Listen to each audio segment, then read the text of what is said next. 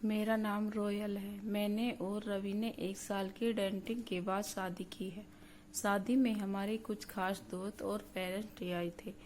रवि ऐसा ही जानते थे। वो चाहते थे कि हमारी शादी शॉर्ट और सिंपल ही रहे। हम लोग यहाँ बड़े शहर में काम करते हैं। रवि के माता पिता गांव में ही रहते हैं। रवि ज़्यादा गांव जाते नहीं। जब कभी मम्मी पापा को मिलना होता है तो वो हमें शहर में आकर ही मिल लेते हैं। हमने एक छोटा सा घर भी यहाँ अभी ले लिया है। शादी के चलते मैंने अभी नौकरी छोड़ रखी है। हमारा घर रोड के साइड में ही है। खिड़कियों से रोड दिखाई देता है। हमारे किचन की खिड़की भी 2 रोड दिखाई देते हैं। रवि का ऑफिस का टाइम सुबह 9 बजे का है।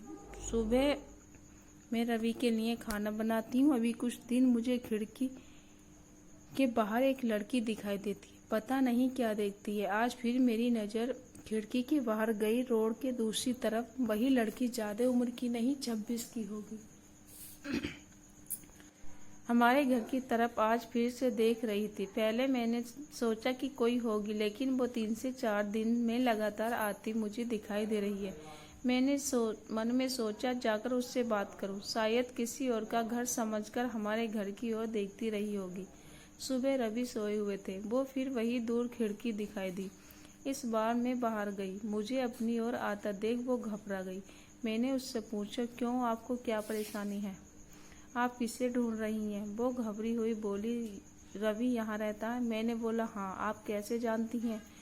वो इतना सुनकर घबरा कर चली गई। मैंने पीछे से उसे आवाज़ दी पर उसने सुना नहीं। मैं अपने घर में वापस आ गई। मेरे आने पर रवि उठ गए थे। पूछा, कहाँ गई थी तुम? मैंने बोला, पता नहीं, एक लड़की है जो हमारे घर की तरफ देखती रहती है। मैंने जब जाकर उससे पूछा तो तुम्हारा नाम भी जानती है। तुम किसी गोरी सी सुंदर लड़की को जानते हैं? रवि यह सुनकर भड़क गए। बोले, पागल हो क्या? कोई कुछ भी बोलेगा और तुम मान लोगी? लेकिन यह सुनने के बाद रवि के चेहरे का रंग जरूर उड़ गया था। मेरे भी दिमाग में कुछ कुछ चलने लगा। रवि जब शाम को आए तब मैंने इस विषय में कोई बात नहीं की।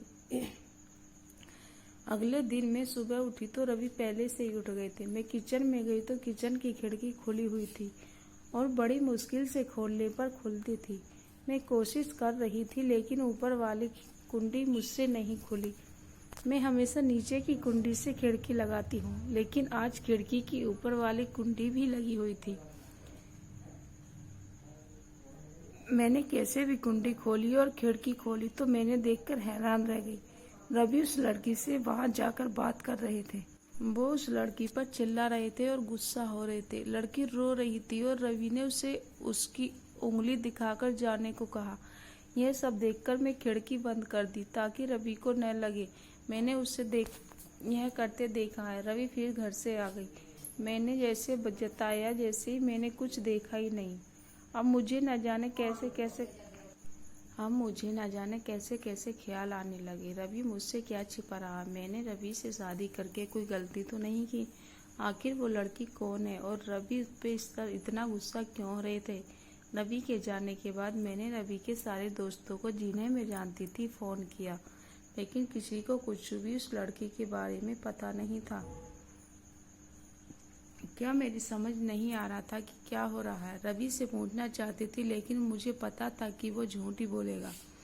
उसके बाद मैंने उस लड़की को घर के आसपास नहीं देखा। यह सब सोचते सोचते मेरी तबीयत बिगड़ गई।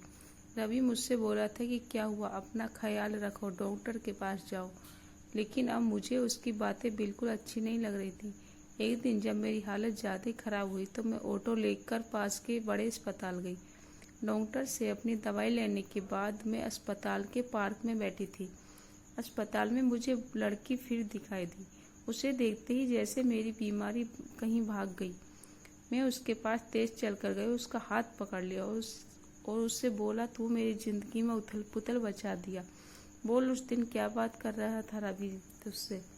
क्या रिश्ता है तेरा मेरे पति से? फिर उसने मुझे जो बताया सुनकर मुझे लगा कि मेरा पति ऐसा है। उसने इतनी बड़ी बात मुझसे छुपाई। शाम को रवि जब घर आए तब उस लड़की को अपने घर में देखकर चौंक गए। मैं भी उसके पास ही बैठी थी। रवि उसकी तरफ देखकर बोले, अच्छा तो तूने इसे सब बता ही दिया।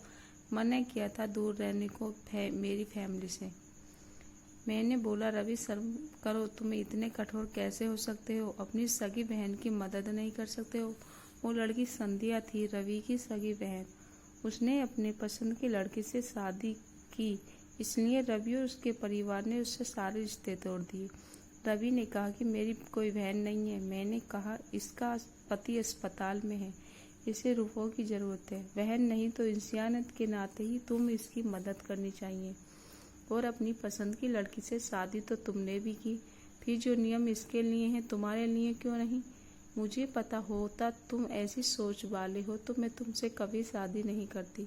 जिसको बहन के आंसू नहीं पिघला सके उस आदमी के सीने में दिल नहीं हो सकता। इतना कहकर मैंने अंदर से अपने सारे गहने निकाले और संध्या के साथ जाने लगी। दोस्तों, आशा करती हूँ यह कहानी आपको पसंद आई, तो प्लीज़ वीडियो को लाइक, शेयर, कमेंट और मेरे चैनल को सब्सक्राइब कीजिएगा। धन्यवाद।